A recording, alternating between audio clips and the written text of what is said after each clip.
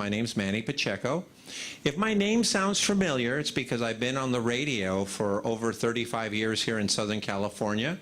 I was hired by a gentleman named Art LeBeau, a legendary a radio announcer who is 89 years young and still on the radio today as we speak, a member of the Broadcasting Hall of Fame.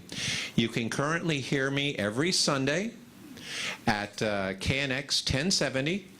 I do the traffic on the 5s from noon until 6.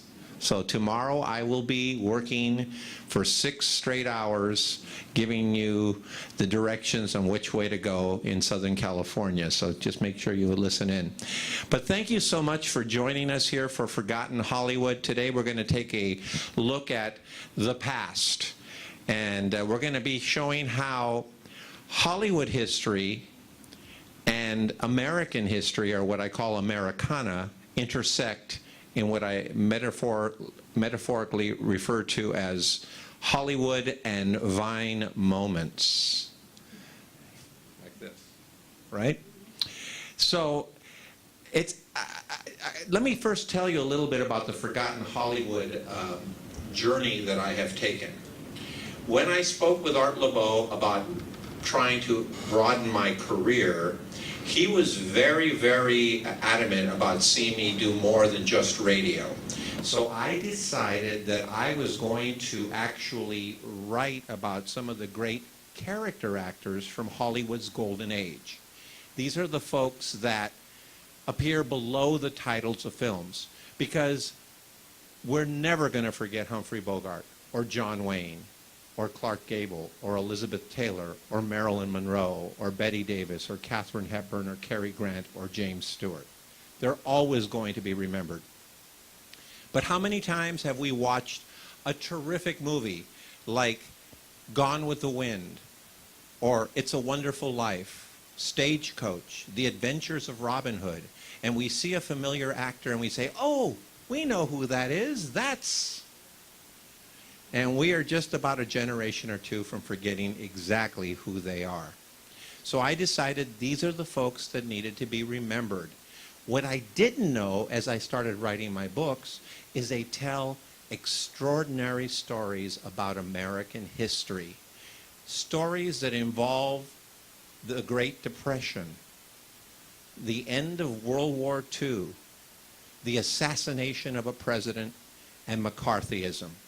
These are folks that actually are part of Americana. And these are some of the stories that I'm going to share today. And they're kind of fun, too. So we're going to take a nostalgic look into Forgotten Hollywood, and I'm going to tell a few of the stories in my book series that I've been featuring today at the Successful Aging Expo. And if you haven't picked up a copy, maybe after we're done, we'll all march downstairs, and I'd be happy to autograph a couple of books for you. Anyway, let me begin with the original Odd Couple. These were 2 actors who appeared in 9 movies together. One started his film career when he was 60 years of age. He was portly, he was big, he was mean, and he was nominated for an Academy Award in the first film he ever appeared in, The Maltese Falcon. The second was short, with big banjo eyes, and he had a funny voice when he spoke. Sidney Greenstreet and Peter Lorre made 9 films together. They are the original Odd Couple. Of course, Peter Lorre had a 30-year career. Sidney Greenstreet had a scant 8-year career. But every movie that he made is memorable. And the movies they made together are very memorable. The first movie they made together, The Maltese Falcon. The second movie was none other than Casablanca. Now, here's the funny thing about the 2 of them appearing in Casablanca. And everybody here has seen Casablanca? Is it safe to say that this is not a spoiler alert? They don't appear together in the movie. And that's because Peter Lorre's character is killed off before we even see Sidney Greenstreet. Yet, they had such remarkable chemistry that when the 2 of them were paired together, Jack Warner, the head of Warner Brothers, decided they should make 7 more movies together. And they made as many movies as Spencer Tracy and Katharine Hepburn. Just about as many movies as Myrna Loy and William Powell. They were really a dream team. Now, at the same time that they were making movies, we were fighting a real war to end World War II. And we had a president who had just spoken to a very famous man named Albert Einstein, who had threatened that if the Germans were to harness atomic energy before the Americans did, we would have lost that war. And I'd be delivering this speech in German. So he worked to make sure that we ended World War II by harnessing atomic energy with a top secret operation known as the Manhattan Project. And what that entailed is that we had hundreds of military personnel and their families and scientists all in tow, working round the clock 6 days a week so that we could harness atomic energy to end World War II. They all had 1 day off at every base across this country. That day off was Saturday. On Saturdays, they would get together with their families and have picnics. And at night, they would enjoy a movie night, because the movie studios at the time were very, very patriotic. And they would donate first-run movies, and our military personnel would see all of these movies before the public, including movies that were from the actors that I'm talking about. I actually have a picture of them. Sidney Greenstreet and Peter Lorre. There they are, together in one of the movies. So we had movies donated from MGM, 20th Century Fox, Warner Brothers, where Sidney Greenstreet and Peter Lorre resided, Paramount Pictures, and of course all the other movie studios, donating their movies to that movie night each Saturday night for our military personnel. Well, one of the scientists became a big movie buff, loved the movies. And as a matter of fact, he became a big, big reader and supporter of a famous writer named Dashiell Hammett. Dashiell Hammett is the man who wrote The Maltese Falcon. Well, here's what happens. We designed 2 different bombs. One was small and slender. The other was big and heavy. But we weren't sure that they would actually explode. So we had to test the second bomb, the big fat bomb. And so we did so in New Mexico once we designed the final bomb. That scientist, his name was Robert Siebert, he, such a big fan of Dashiell Hammett, nicknamed that first bomb the Thin Man, after, of course, the great movie with Myrna Loy, William Powell, written by Dashiell Hammett.